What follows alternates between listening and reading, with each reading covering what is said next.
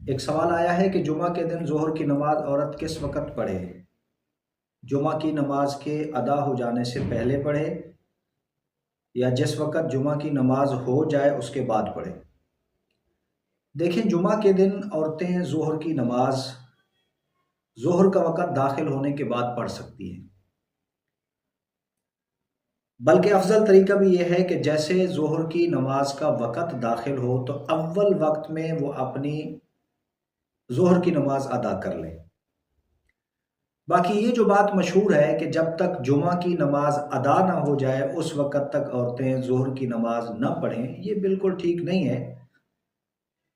چونکہ عورتوں پر جمعہ واجب ہی نہیں ہے، فرض ہی نہیں ہے، ان کے لیے تو ظہر کی نماز ہے، اور ظہر کی نماز جب ظہر کا وقت شروع ہوگا تب سے ان کے لیے پڑھنا جائز ہے،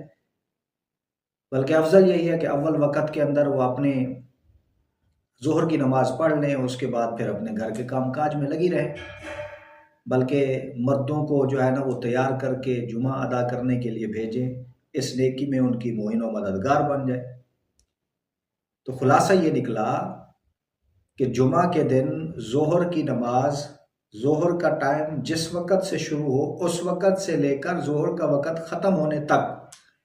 یہ مکمل ٹائم ہے، عورت کو جس وقت ملے یا جس وقت وہ پڑھنا چاہے پڑھ سکتی ہے، کسی قسم کی کوئی کراہت نہیں ہے،